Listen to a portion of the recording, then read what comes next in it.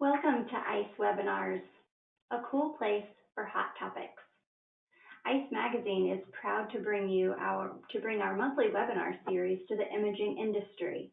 ICE is the community that directly links nearly 7,000 imaging professionals with a monthly magazine, online community, annual conference, and now a monthly webinar series. Registration is now open for ICE Expo 2022 in Napa, California. Make sure to visit attendice.com for all the details. While you're there, take time to visit and view the pre-show planner to see what's in store. ICE Webinars would like to thank our sponsor, KA Imaging. KA Imaging develops unique detectors and imaging products that leverage cutting-edge multi-energy and phase contrast X-ray technologies for medical, industrial, veterinary, non-destructive, and scientific imaging customers. Their mission is to enable their employees the freedom to innovate and create high-performance products for customers using cutting-edge advances in X-ray technologies. For more information, please visit kaimaging.com. Today's webinar is eligible for one ARRT Category A Continuing Education Credit by AHRA and is approved for one CRA credit. You can obtain your CE certificate by completing the post-webinar survey. More details on this at the end of today's webinar. If you have a question for our speakers, you may submit it at any time during the webinar by using the questions feature on the webinar dashboard. We'll get through as many questions as time allows. We're excited about today's presentation featuring Dr. Karim and Jay Potipcoe. Karim, you may begin whenever you are ready.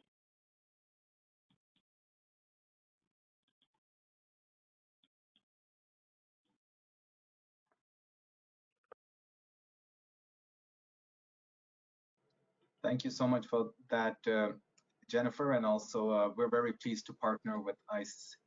Hi everyone, my name is Karim. I am the founder and chief technology officer for KA Imaging. Today we're going to talk, today I'm joined here with Jay Potipcoe, who is an application specialist also at KA Imaging. We're going to talk about improving departmental results with single exposure dual energy subtraction X-ray. It's an exciting new modality, exciting new technology that has lots and lots of promise for improved clinical, operational, and financial outcomes at the hospital. Next slide. So the learning objectives for today's webinar are that at the end of this hour, we would like you to understand what dual energy subtraction X-ray is, what are the limitations of old dual energy subtraction techniques, and how a single exposure detector can overcome these limitations. We also want you to understand the clinical benefits that are enabled by dual energy for the early detection of small nodules, pneumonia, pneumothorax, and coronary calcium. We also will learn more about, and Jay is going to walk you through hospital implementations of single exposure dual energy X-ray and to understand the operational and economic benefits that come from using dual energy. Next slide. So the big problem that X-rays really used for heavily is that lung disease. Lung disease is the third greatest killer worldwide. Pneumonia, lung cancer, pneumothorax, tuberculosis, pneumoconiosis, all of this fall into the same category. It's responsible single-handedly for more than 5 million deaths globally. Next slide. And as you can see, it doesn't spare anybody on any continent. Lung disease is an issue as much as it is in North America, as it is in Asia and Africa. Next slide. Now, compounding lung disease, of course, is our recent phenomena of COVID-19 pneumonia. It's been a big problem, of course, in North America, well known. It was responsible for a huge drop in imaging volumes. Mid-March 2020 is, of course, when COVID was first recognized as a problem. And you can see how inpatient, emergency, and outpatient volumes pretty much plummeted.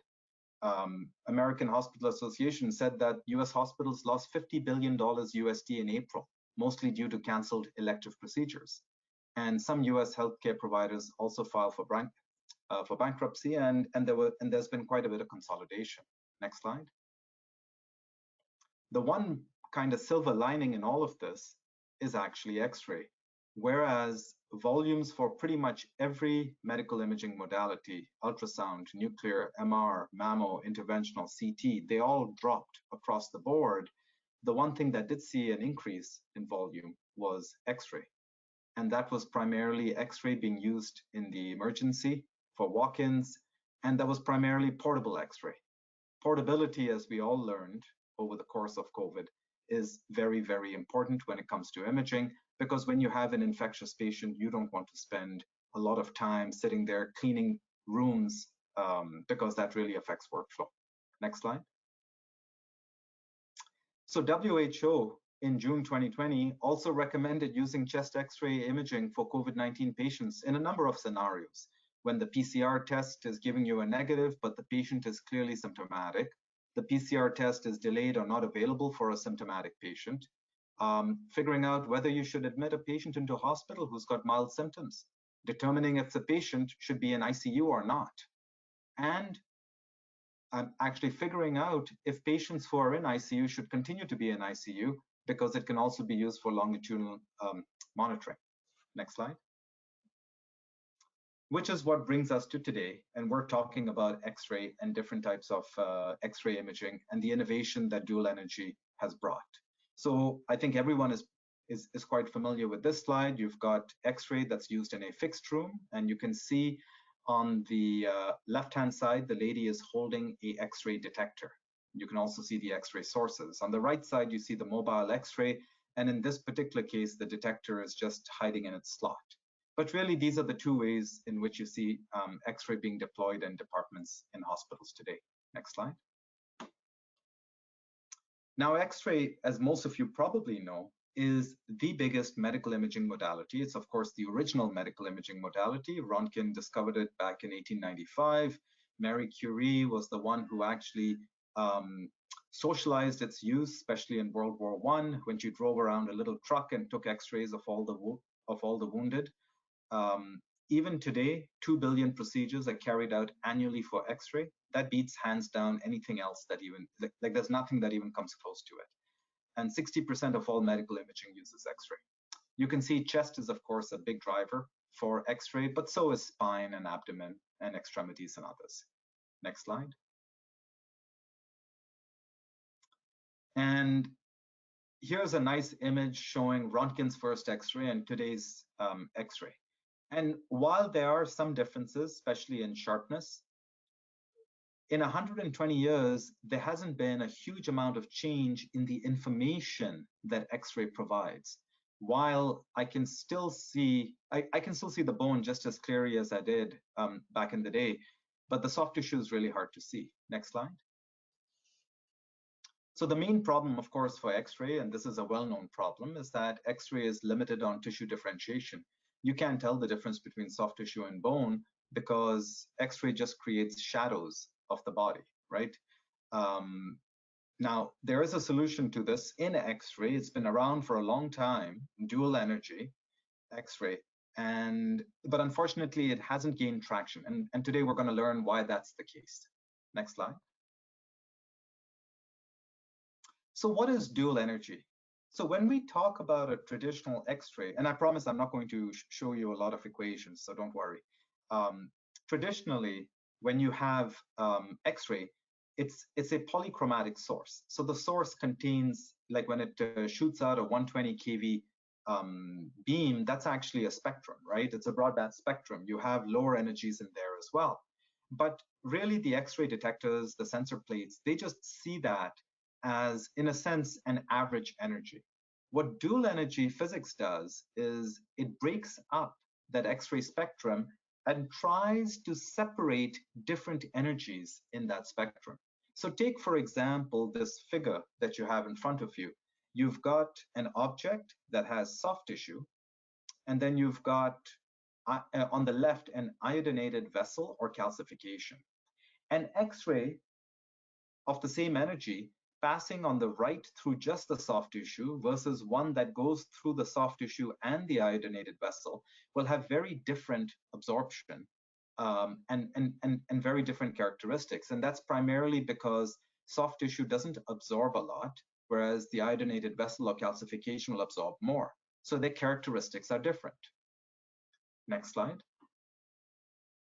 Now, what dual energy does is simply say, look, I recognize that X-rays of certain energies, like for example, if I look at a 60 keV monoenergetic X-ray, I see that there is a difference in the attenuation coefficient for soft tissue and bone and iodine, right? There is a clear difference. The blue curve at 60 versus the orange curve versus the yellow curve at 60 on the x-axis shows that there is a big difference in the attenuation.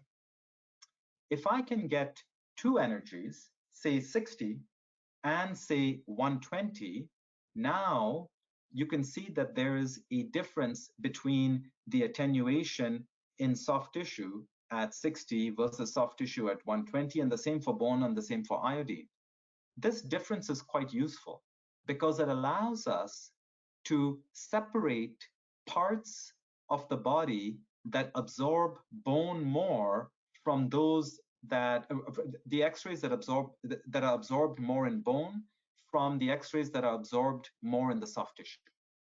And that's kind of the principle that underpins dual energy. It's a difference in attenuation for different energies that allows you to pull out different materials in the x-ray image. It's the physics. Next slide.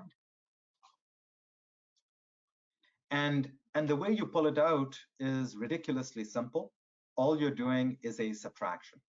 So you have image data at a low energy, you have image data at a high energy, and you do what's known as a weighted logarithmic subtraction of the low and the high image data, and you're able to pull apart materials of interest. I mean, there's more to it than that, but that's really how it goes. Next slide. So this is a nice figure. It gives an example of what dual energy produces. This patient has received X-rays. On the top left, you can see what a beam spectra looks like. And in this case, this person had a low energy, like a 60 kV X-ray, and then a higher energy, a 120 kV X-ray. And then the dual energy algorithm was used to subtract the images using the correct weighting to generate just a soft tissue image on the bottom left and a bone tissue image on the bottom right. So by taking two X-ray images, you have been able to generate 4 images from this. The soft and the hard tissue images are of course supplemental, but you can see how useful they may be for diagnosis, because now I'm only getting soft tissue and anything with bone or calcium has been removed. And on the flip side, I get only the calcium and bone, and anything with water or soft tissue has been removed. And that's really the benefit of dual energy. It works on the physics of X-ray absorption in the body. Next slide.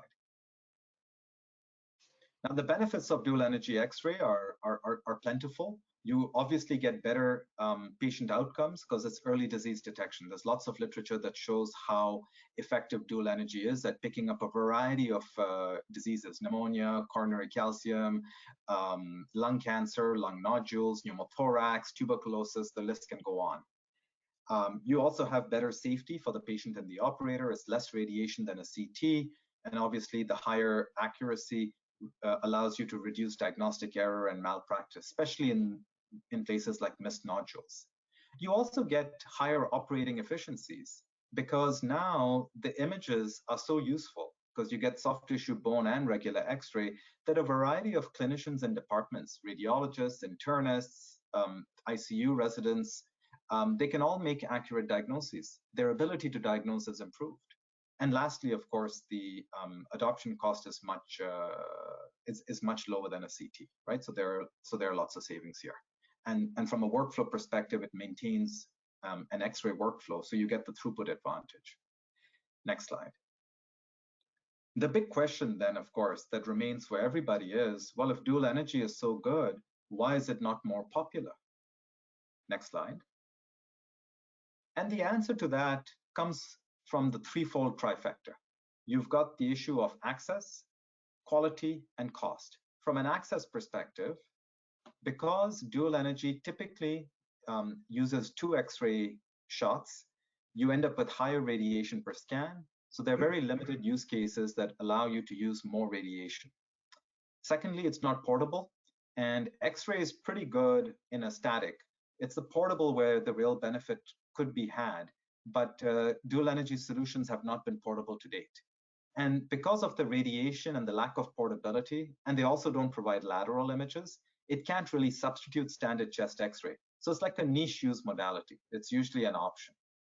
On the quality side, because you're taking two images, patients like to breathe, their hearts beat, you end up getting something called a motion artifact. It's a misregistration error shown on the right-hand side. It looks like a bright white streak, usually because the heart has moved in the milliseconds required to take the second image. And that's an issue. That's been a standard issue for dual energy. And the last piece, of course, is cost. The dual energy solutions today are just available from very few manufacturers. They're quite niche, and they require large upfront costs because you have to change your entire X-ray room.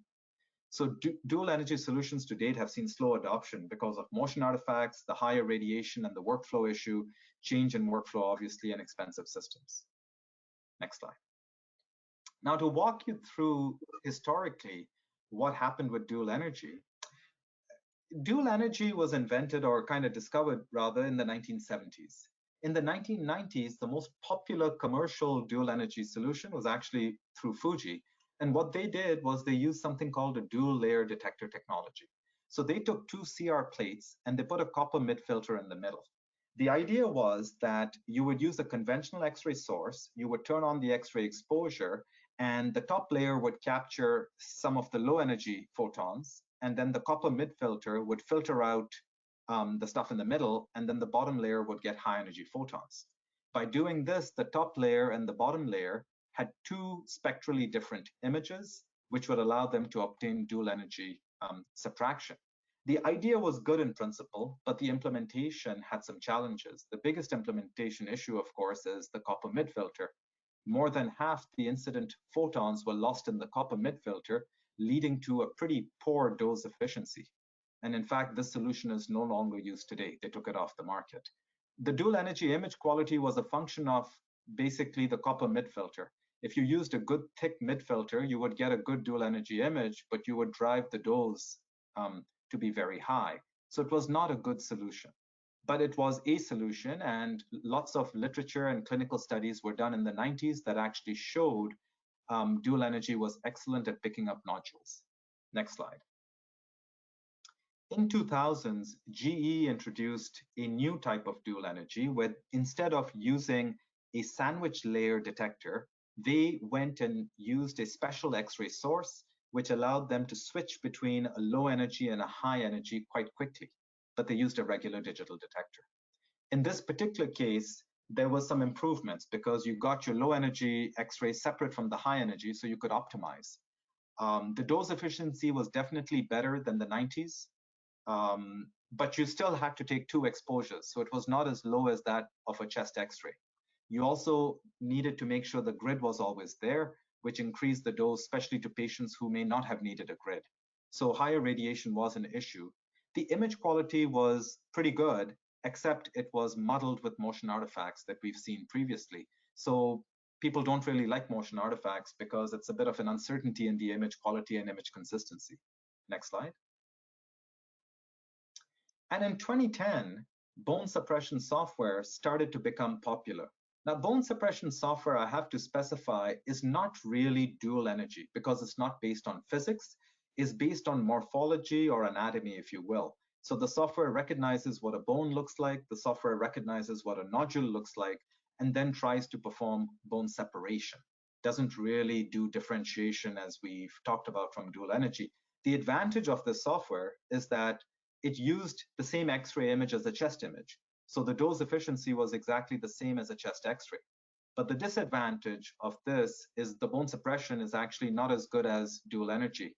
And in fact, in many studies, has been shown to perform worse than dual energy subtraction. It's also got very limited use cases, like just nodules and maybe lines and tubes. You can't really use it in every scenario. It's also got limited views. You can't really use it for laterals or obliques. It's really just PAAP. And you can't really distinguish if something is calcium or not. Next slide. Which brings us to the 2020s. And that's the triple layer detector technology. This is a detector that's actually being made by KA Imaging and is now available. And the idea behind this detector is it goes back to the beginning, back to the sandwich layer ideas, but instead of using a mid filter, it replaces the mid filter with a middle sensor layer. So there's no mid filter, you've got 3 sensing layers. The advantage of using 3 sensing layers is that you capture more photons than any X-ray detector out there. So your dose efficiency is actually excellent. It's actually better than standard chest X-ray because your DQEs on this detector are better than any other X-ray detector out there. And on the dual energy image quality side, you also get good dual energy images because you can do the separation between the top and the bottom layers. The other advantage is because all the 3 images are acquired in a single snapshot, there's no motion artifact. So the image quality is superb, and we'll see some of that. Next slide. Now, how do the 3 layers work? So here you can see the X-ray source in the red orange dot right there. And in the top layer, the original beam spectra is seen. In the second layer, like some of it is filtered, the stuff that was filtered in the top layer, and in the last layer is after 2 filtrations, right? So a single 120 kV exposure generates 3 distinct spectral images. By the way, you can use a different energy. It doesn't have to be 120 kV. It's just 120 kV is common for chest. Thickness for each layer can be optimized for best spectral separation. The signals from all the 3 layers are added to get the best DQE in the class, and signals from layer 1 and layer 3 are subtracted, so you get your dual energy, and simultaneous acquisition of the 3 images gives you no motion artifact whatsoever. Next slide. Here's an example of the DQE that was measured on these devices. The multiple sensor layers for the triple layer detector enable up to a 30% less radiation to the patient compared to a standard digital X-ray. That's the DQE curve across a variety of frequencies all the way up to 3 line pairs per millimeter. So even small structures can have good fidelity. The advantage, of course, is you're using the same source, the same technique, and the same dose as a standard chest X-ray. So you've not changed anything, but you've gained all the advantages of dual energy because you get your X-ray image plus you get the dual energy images in essence for free. And these radiation levels are, of course, 50 times less than CT, with outcomes becoming quite comparable in many situations. And that's where the exciting part sits. Next slide. So here's an example. You've got your DR room, you've got your mobile X-ray, simply by changing the X-ray detector. You don't have to swap out the whole equipment, just the X-ray detector. You can get diagnostic accuracy that starts to approach that of a CT scanner in many modalities. 3 images from 1 chest X-ray exposure maintain the same clinical technique in dose, and you can see some of these images. Jay's going to go through them in a lot more detail. Next slide. So here's a comparison between the single exposure dual energy versus bone suppression versus dual exposure dual energy and a regular chest X-ray. As I noted previously, the clinical use cases for single exposure dual energy are actually more than chest X-ray because it enables more applications than chest X-ray. Bone suppression is limited to nodules, lines, and tubes. That's about it. Dual energy, the older generation dual energy is pretty good. It's better than bone suppression, but it still has less use cases, primarily because of the higher radiation. The radiation levels for single exposure, of course, are the same as chest X-ray. The grid can be used as per clinical technique. That's a disadvantage for traditional dual energy. They always need a grid. It's got better sensitivity than a chest X-ray, obviously the ability to tell calcium from soft tissue. The other advantage that's really interesting is you can use it for any view, AP, PA, lateral, oblique, just like you would with a regular chest X-ray. This cannot be done for bone suppression or for traditional dual energy because of a variety of reasons. And of course, this device, the single exposure dual energy, because it's a detector solution, it's portable and mobile, and it's got no motion artifacts. Next slide.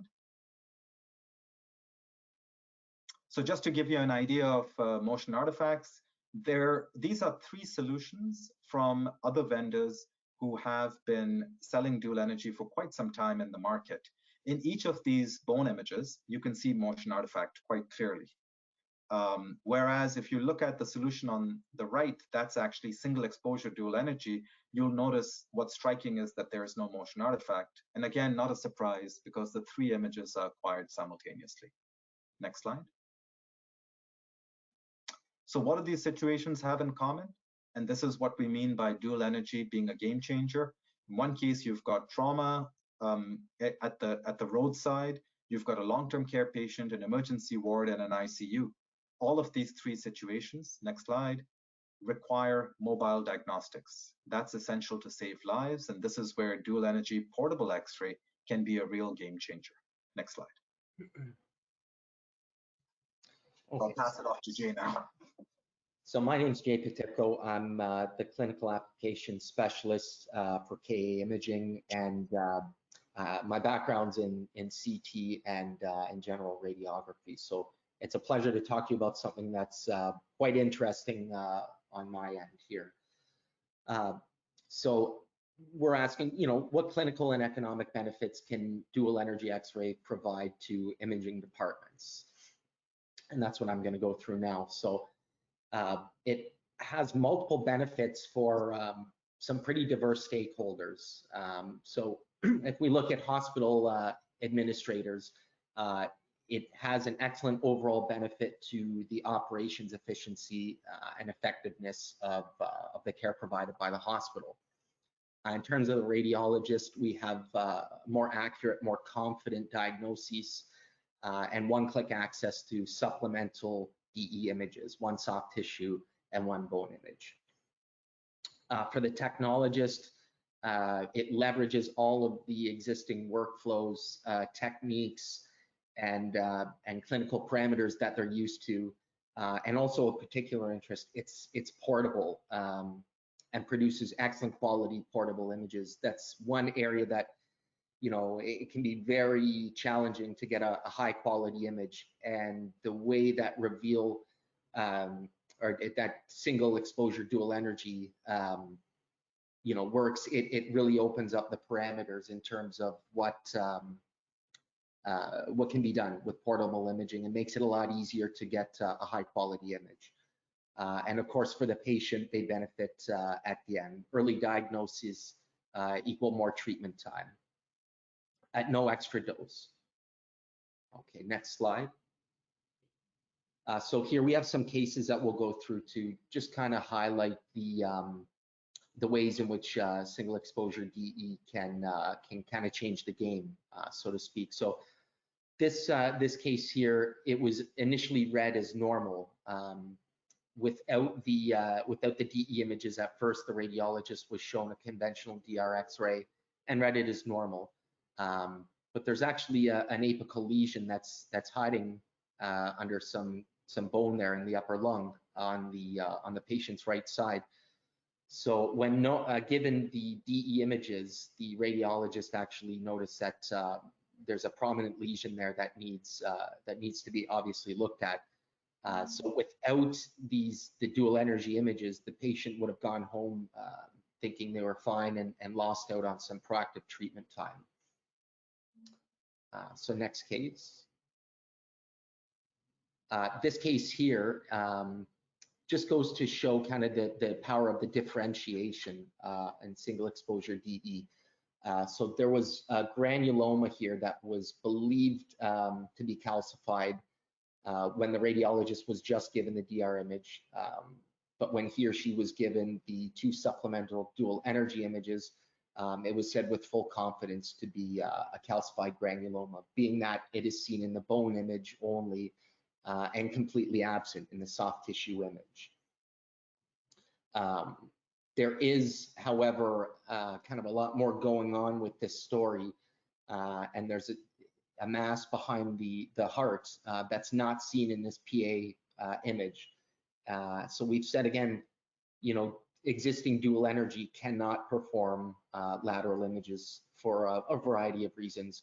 Single exposure dual energy is fully capable of producing these lateral images that in this case will really have a direct tangible benefit on the patients. So we'll go to the next slide here. So this is a lateral of the same patient. But yet again, even though we're in the lateral configuration, it's experiencing superimposition.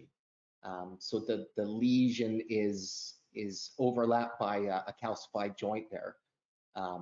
But given the availability of the 2DE images, the soft tissue lesion appears without superimposition in its respective image, and then the calcified joint appears on its own in its respective image. So it gives the power to provide excellent information about the composition of any pathology that's seen. So given the fact that it can do not only dual energy images, but remove the superimposition that just sometimes happens, it greatly enhances the reading capabilities and has a direct benefit to the patient, the radiologist, and the technologist. Next slide, please. So here we see how dual energy can kind of increase confidence for focal opacities, pneumonias. The first image was read as normal, but as luck would have it, there's a portacath outlet there for venous access, and right behind it there's a focal opacity that's positive for pneumonia. So again, given only the DR image, the radiologists read the case as normal, but when given the soft tissue image, they saw there was a soft tissue lesion hiding right behind that outlet, which was subsequently confirmed on CT. So again, earlier diagnosis, better outcome for the patient, and all-around benefits for every stakeholder. Next slide. This goes to show how the two supplementary images can boost confidence from, say, in this case, 20% to 100%. So this is a 74-year-old male patient with leukemia, where the radiologist, he or she read it as positive for fungal pneumonia, but with very low confidence. They placed it at 1 out of 5. But when given the subsequent soft tissue image, they placed their confidence reading at 100%, and it could be said to definitively be a consolidation. So again, not only does it clarify what's going on, but it brought out all of these other pneumonias that were missed bilaterally on both sides, and confirmed this diagnosis in CT. So again, we see early diagnosis, more confident diagnosis, and highlighting these, somewhat incidental findings that were lurking there, but obviously not seen. So we'll go to the next slide. This just kind of goes to show a really interesting point, that cardiac stents and calcifications can be seen in a lateral single exposure dual energy image, and you can actually see the angiographic stent there put in during a vascular procedure in the interventional suite. So combined with the high DQE, with the ability to differentiate and separate the soft tissue image out, really gives quite a remarkable lateral view at patients' stents and calcifications. So we'll go to the next slide. This kind of, again, goes to show the benefits with respect to coronary vessels and the calcifications thereof. Again, we see the clearly defined calcifications in the heart, in the coronary vessels, just hiding behind, not hiding behind, but located behind the portacath line. And we can also very easily see some sternal ties there, and the lateral sternum very nicely differentiated in this slide. So this is something that you would never see in another in another DR image, and you'd certainly not see it in any other dual energy image, because as we've said, they can't be produced in a lateral configuration. We'll go to the next slide. Now here we have a pneumothorax, and it just goes to, again, show how a certain pathology can just kind of leap out at you with the proper processing and the availability of the two supplemental DE images. Pneumothorax is something that's quite common. It's a pathology that every ER department sees a lot of. And here we have some pictures of a 26-year-old male presented to the ER with upper chest pain. The DR image showed, it shows the pneumothorax, but again, in a busy situation, or if there was perhaps not a radiologist available late at night or in a more rural setting, this it could go missed. And I think the soft tissue image here just really highlights, without a doubt, a lot better than the DR, that there is something going on here. And you can clearly see with the bone removed, the absence of lung markings in the way. So when you take that superimposition out, it kind of allows any pathology with the lungs to just jump out at you, and allows you to focus on just the lungs. So here we see, yet again, with another very specific pathology, how it is of great benefit to not only the radiologist, but in this case, the reading physician when there might not be a radiologist present, and of course the patient who can go get this taken care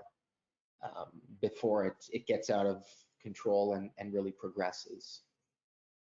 We'll go to the next slide. We'll talk about some health economics here in terms of single exposure DE. So as a case study here, we have pneumonia. It's a very significant pathology. It's something that results in over 1 million admissions to hospitals each year in the US, and accounts for over 60,000 deaths at a rate of about 6% mortality for these admitted patients. And for inpatients, it's really problematic, especially for folks who aren't ambulatory. They're lying down supine, and there's not a lot of movement. Things get stagnant and fluid builds up in the lungs. So pneumonia really is a problem for inpatients, and for DE to be able to enhance diagnosis really has a direct benefit to them. We see here it's almost $10 billion in annual cost to US healthcare per year, and has a fairly high readmission rate, approaching 8.8% within 1 month. So quite a few patients will be back. So that's something, if we can address it early, treat it early, that has a direct downstream benefit for the healthcare system as a whole.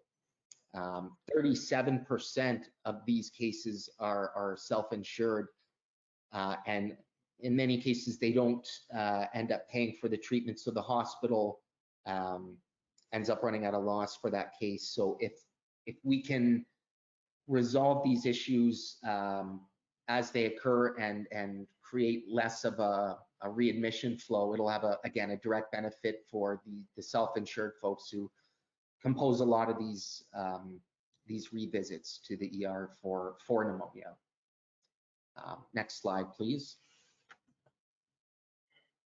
So here we see, pneumonia, it's quite remarkable. It's misdiagnosed in 1 in 3 patients. So we saw in the previous slide the cost ramifications that this had for the healthcare institution as a whole, and the healthcare system. The sensitivity for pneumonia in conventional X-rays is quite poor compared to single exposure DE. So this can be used, single exposure DE can be used for great benefit, not only for pneumonia, but for other lung pathologies. When we compare the sensitivity here in chest X-ray, conventional chest X-ray versus single exposure DE, we see in the case of emphysema, 45% with conventional X-ray jumps up to 75% with single exposure DE. That's quite a remarkable increase. It's a 66% improvement from that 45%. So something very significant there. Consolidation, 41% to 61%. That's an increase of half. And kind of most remarkably, lung atelectasis, we see an increase many times over. It's over 3 times an increase. So really just showing there in the data how much of an improvement implementing just a single one single panel can do in terms of having an overarching benefit for the patient, again, and all of the stakeholders concerned. And this most readily, I think, comes out in the emergency department, where we can make the greatest difference with pneumonia, as well as in some of the longer term medicine wards in the ICU. So I'll go on to the next slide. This is a healthcare and economics case that pertains to nodules. You know, it's a scary topic in that it's a particularly sinister disease, of course, and can get out of control very quickly if not found early. So this is a pathology that we want to, of course, find early, and that finding early and diagnosing early and subsequently treating early and correctly can have just a great benefit and absolutely save lives. So late detection of solitary pulmonary nodules has very negative ramifications. And simple math shows that with a prevalence of 0.15% existence in just the general US population, combined with 150 million chest x-rays performed annually in the US, that gives us nearly a 250,000 cases of solitary pulmonary nodules that could have been found just incidentally by implementing single exposure dual energy panels.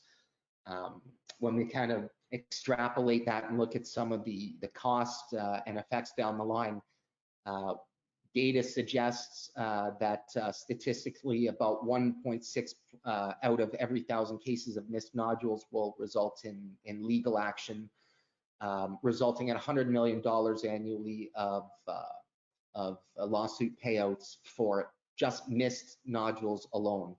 So $300,000 per claim. And being that dual energy X-ray has a 33% higher sensitivity, we really see how that could save not only quite a few lives, but millions of dollars as well. With this 33% increase, an average hospital taking about 120 chest x-rays a day would, just by virtue of using dual energy, find an extra 12 cases of nodules every year compared to regular x-ray. So at a conservative estimate of $10,000 per patient, that alone provides $120,000 per year in extra billing revenue for the hospital. So again, earlier and easier detection results in better patient outcome, more downstream revenue, and greatly enhanced risk avoidance on behalf of the reading physician and the institution. Next slide here. So again, with the increase in sensitivity of 33%, it has huge benefit to the outcomes for multiple stakeholders. Earlier diagnosis and incidental diagnoses greatly improve the patient treatment effectiveness, and of course, by virtue of those two, the patient outcome and prognosis. So through implementing single exposure DE, not only acute care settings, but in outpatient care settings, you're going to boost and augment early detection of solitary pulmonary nodules and save lives. So that's kind of a direct benefit in how it can benefit incidental findings of just non-acute patients walking into outpatient clinics. And our third case, as we've seen before, small volume pneumothorax, something that happens quite a lot in the ER at night. The average cost of treatment is $25,000 per case on average, and of course that goes up if the case gets complicated. They're challenging to identify, and there's 50,000 of them induced by medical error every year. And this doesn't even include spontaneous and traumatic pneumothoraces, which can cause death if not found and treated early. Missed diagnoses can, for pneumothoraces, develop into tension pneumothoraces, which are life-threatening and have a mortality rate of up to 9 in 10 ICU patients. So quite scary and something you want to jump on top of. Dual energy X-ray boosts detection sensitivity and specificity significantly. So we're going to, again, have greater avoidance of malpractice, fewer suits, and better outcomes for patients who can get treated conservatively, whether it be through oxygen and maybe avoid having something more drastic like having a chest tube put in. Next slide. Now, again, it just kind of breaks down how different levels of experience reap the benefits of dual energy in terms of their pneumothoraces diagnosis here. And it's most pronounced with interns who are still learning to gain the expertise of a fully qualified radiologist. And we see quite a great leap there at around 33%. So again, benefits for all, but for the most impactful change was seen for the intern level. So to summarize here, 5 pathologies with high economic impact. Dual energy provides an increase in sensitivity of 33% for nodules. Cardiac disease is a huge factor. It's the #1 killer in the developed world, and dual energy can greatly increase the diagnosis of calcified coronary vasculature, and can even be scored, which we'll touch on briefly here. For pneumonia, it's misdiagnosed in 1/3 of cases, so dual energy is at a huge benefit here with a sensitivity increase in 50%, and over 3 times for atelectases. Pneumothoraces, again, great benefit here, up to 30% higher detection rates for small volume challenging pneumothoraces, even by residents and interns who aren't at the expert level.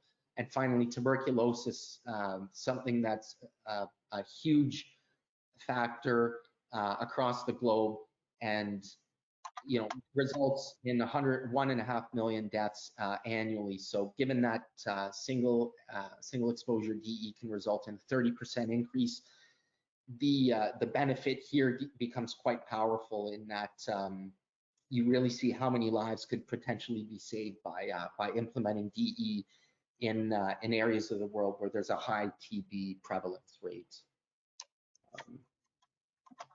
This table here summarizes the economic impact of adopting dual energy X-ray in some of the projected additional cases. I'd like to highlight that these aren't the total number of cases. These are just incidental extra cases that will be found every year. So 12 more cases for the average institution annually of pulmonary nodules. Again, estimated conservatively at $10,000 a case per treatment cost, results in $120,000 of additional billings. And you can see for each of these 4 pathologies how, again, it benefits the patients, the institution, and the reading radiologist in terms of risk avoidance and malpractice costs. So looking to the future, artificial intelligence, AI is predicated, of course, on one thing: it's data. The more data available, the greater the learning power and the quicker the learning of the AI program. So rather than compete with AI, we have found that they can be paired quite nicely to actually complement each other. As of this point, dual energy has been paired as a complement application to artificial intelligence in a separate application, but moving forward, it's going to be integrated into the same program to work as one. Next slide. When compared with a commercial artificial intelligence product that reads DR conventional X-rays, we see how lacking it is compared with single exposure dual energy. This is an example of an AI program, a commercial AI algorithm that was applied to a DR image to read it, and it's completely missed nodules adjacent to the mediastinum that we'll see in the next slide. There's also a pneumonia that was completely missed.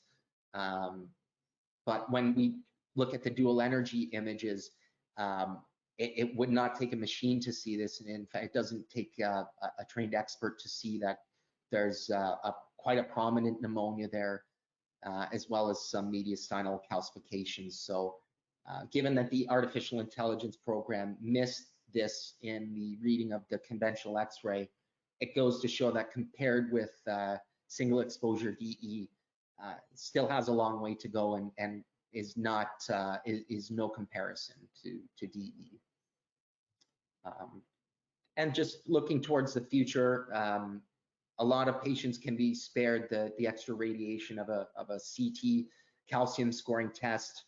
As data, some preliminary testing shows that there's clinical correlation for calcium scoring on single exposure dual energy images that's clinically accurate as compared with calcium CT scoring done with the Agatston scale. So if you can spare patients a more lengthy CT exam and of course save them a radiation that could be over 100 times what they would get with the X-ray, again, great benefit to the patient. Next slide. So to summarize, we have, again, single exposure dual energy benefiting multiple stakeholders, a diverse group of stakeholders, better, more confident, quicker diagnoses for reading radiologists and reading physicians, clinical benefits overarching in terms of institutional effectiveness, boosted, and risk avoidance. And with the patient, there's no additional procedure, dose, same as a chest X-ray. And for the end user, the technologist, it enables them to leverage existing X-ray equipment and clinical techniques that they're familiar with and they've used 1,000 times before. So that's a bit of a brief overview of the clinical application side of single exposure dual energy. So at this point, we'd like to perhaps open it up to some questions. Thank you both so much for a great presentation. We do have some questions that have come in, and as a reminder to the audience, you can ask a question using the questions feature in the webinar dashboard. Our first question is, how is single exposure dual X-ray different than DR X-ray with bone suppression software? Yeah, absolutely. That's a great question. So bone suppression software is it's a software solution. It's based on recognizing what ribs and nodules look like. And it shares some things in common with dual energy, but its biggest weakness is that it can only really be used for very specific use cases like nodules and lines. And it cannot be used for lateral or oblique type images. Whereas for single exposure dual energy, you can actually differentiate bone and soft tissue. You can use it for coronary calcium. You could use it for nodules, pneumonia, COVID pneumonia, pneumothorax, pneumoconiosis. The application pool is significantly larger. In fact, single exposure dual energy does everything that chest X-ray does plus more. And plus single exposure dual energy can also be used for laterals and obliques, which is quite useful. And the other piece I'll point out also is when you use this type of software in a portable setting where the patient is not placed ideally, which is often the case in portable, a software-based solution will often struggle to come up with a good outcome. Whereas for dual energy, because it leverages the physics, it results in a much better outcome more frequently. Great. All right. Our next question is, Can you explain in more detail how the three-layer system works? What computational techniques are used to layer the results in two images? Absolutely. So the way the system works is you've got three layers and you've got a 120 kV beam spectrum that's incident. That's been hardened by the patient. And then it passes through the three layers, with each of the layers taking a sample of that beam spectrum.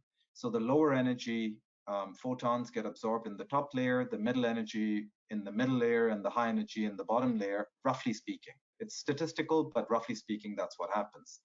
And then a simple algorithmic weighted logarithmic subtraction is employed, along with some corrections that are required to account for like the position of the detector and whatnot. But that's basically it.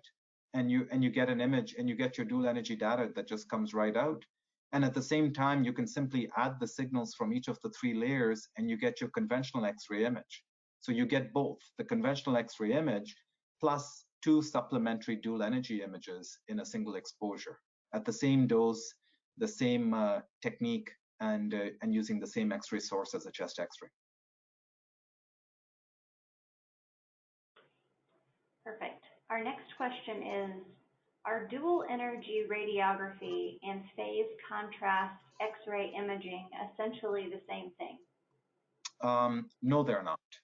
Phase contrast X-ray imaging tries to look at the refraction in the X-ray. So when an X-ray passes through an object, it's going to deviate slightly from its path because of the interaction in that material.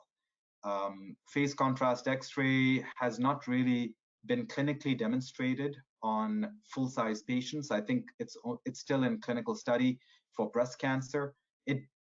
It may not work as well for chest X-ray because the patient volumes are too large.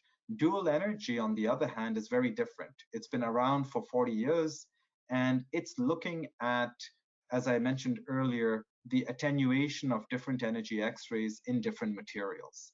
So dual energy is a material separation technique. Phase contrast is a technique that can highlight soft tissue, but they are very different techniques. Perfect. Thank you so much, Karim and Jay, for your time today and for a great presentation. I'd like to encourage everyone to visit today's sponsor to learn more about the services they provide to our industry. Please visit kaimaging.com. As a reminder to our audience, you can obtain your continuing education certificate by completing the post-webinar survey. This survey will be emailed to you 1 hour after we are completed today.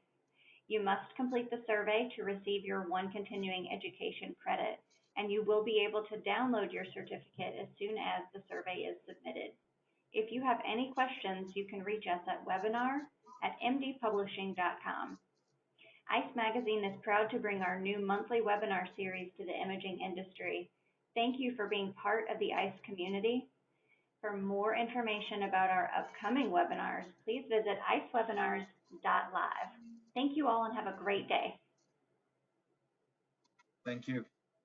Thanks.